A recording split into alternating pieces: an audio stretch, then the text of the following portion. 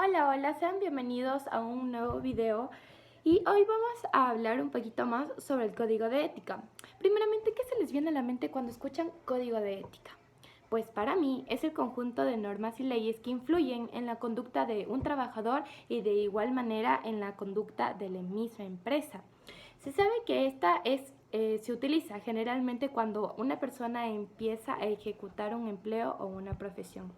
Ahora, este igual es o sea, utiliza mucho los principios y valores para que están instituidos en el marco teórico ético. Se sabe de igual manera que el código de ética tiene varios objetivos, como por ejemplo generar confianza en la empresa y de la misma manera entre todos los trabajadores, mantener y potencializar la credibilidad social de la misma empresa y de igual manera convertirse en un factor clave dentro de la industria. Ahora, vamos a hablar un poquito más sobre los ejemplos del mismo código de ética y de igual manera en algunas implicaciones.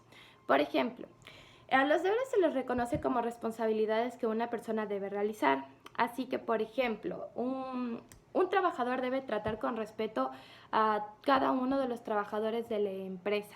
Ese es un ejemplo que se tiene que tomar en cuenta como un deber que tiene el código de ética. De igual manera, por ejemplo, he constituido como otro ejemplo que se compromete digamos, un trabajador se compromete bajo una cláusula de contrato a realizar algún proyecto y tiene que llevarse a cabo. Eso se lo debe hacer, es un deber que ya está establecido. De igual manera, cuando se compromete a esforzarse al máximo dentro de la empresa, él tiene que en todo digamos, la duración del trabajo, tiene que dar su 100%, ya que él mismo se ha comprometido y tiene que realizar este deber. Ahora, al hablar de algunas implicaciones, se sabe que la ética laboral permite el progreso tanto del individuo de la sociedad como también de la misma empresa.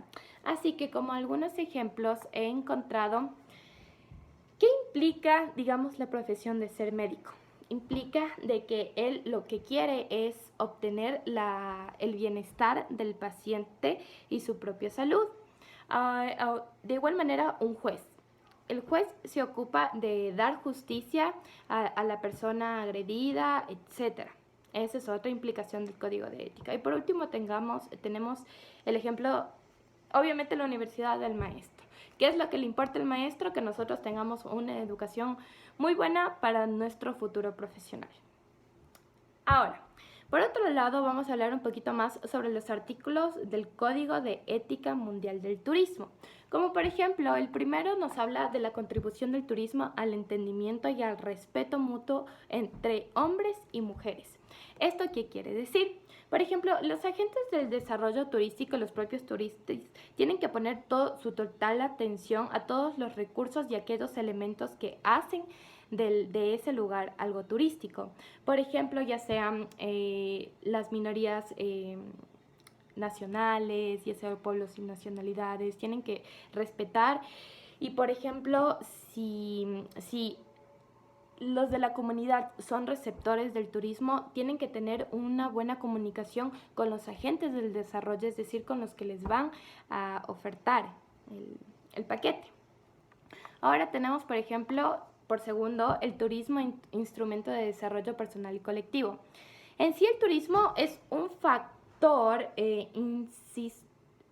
insustituible de la autoeducación, que permite también la tolerancia mutua y el aprendizaje de legítimas situaciones entre los pueblos y culturas. Así que esto permite el respeto entre todas ellas y de igual manera que permite autoeducarnos. El turismo permite autoeducarnos, permite lo personal, permite lo colectivo, conocer nuevas personas, etc.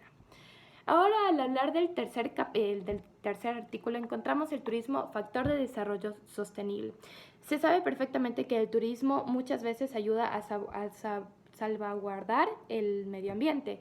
Así que ha habido muchos proyectos turísticos que permiten ayudar igualmente las necesidades de las mismas comunidades que viven dentro de la naturaleza y el entorno de la naturaleza en sí. Como cuarto, encontramos el turismo, factor de aprovechamiento y enriquecimiento del patrimonio cultural de la humanidad. Esto es totalmente a los recursos turísticos culturales, ya que, por ejemplo, encontramos un atractivo cultural aquí en nuestra ciudad de Ambato, la catedral. Este mismo tiene que tener su atención enfocada a aquellos patrimonios y de igual manera cómo cuidarlos y aprovechar esa atención que se le tiene para un ingreso económico. Por quinto, tenemos el turismo, actividad beneficiosa para los países y las comunidades de destino. Como anteriormente lo dije, este permite un crecimiento económico total, ya que cuando se viajan a un mundial, toda la planta turística tiene que tener hoteles, restaurantes. Todos los turistas que van por este tipo de espectáculos permite que la planta turística tenga un mayor ingreso de economía, ya que muchos van a hospedarse en hoteles, muchos van a comer en un restaurante o a conocer algunas partes cerca de ahí. Entonces, a esto es lo que se refiere este artículo. Por sexto, encontramos las obligaciones de los agentes del desarrollo turístico. Esto quiere decir que los agentes del desarrollo tienen que permitirle que facilitar a los turistas el viaje, ya sea con la información completa y veraz, con contratos de que sean honestos, como por ejemplo, también que tienen que tener condiciones de viajes, es decir, por ejemplo, si tú te vas, por ejemplo, nosotros tuvimos una gira a Cuyabé, ¿no? Esto nos permitió que, digamos, llegamos a nuestro lodge y nuestro lodge lo que nos daba como extra era un termo. Entonces, estos tipos de detalles son lo que permiten la facilidad de que el mismo turista tenga esas ganas de viajar una vez más allá y de igual manera que se le haga fácil el viaje, ya sea con las visas, etcétera. Por último, en nuestro no, todavía no. En el séptimo artículo encontramos el derecho al turismo. Toda persona tiene acceso directo y personal al descubrimiento de las riquezas, ya sea culturales o naturales, de un lugar, ya sea en cualquier país. Eso también depende de las mismas autoridades. De igual manera, encontramos el octavo artículo, que es la libertad del desplazamiento turístico. Esto quiere decir a todos los medios de transporte, ya sea como por ejemplo aviones, buses, carros, carreteras, plantas, ¿qué más? Canoas, ya sea por el río, etc. Este permitirán que tengan un acceso rápido al lugar y de esa manera pueda haber mucha movilidad en el sector. El noveno artículo nos habla de los derechos de los trabajadores y de los empresarios del sector turístico. Por ejemplo, algunos se los debe dar, como por ejemplo el seguro es un tipo de derecho que tienen los trabajadores, ya sea en qué planta trabajan. De igual manera, adquirir una formación inicial y avanzada en sí continua, adecuada para seguir realizando su propia profesión. Y por último, se les asegurará una protección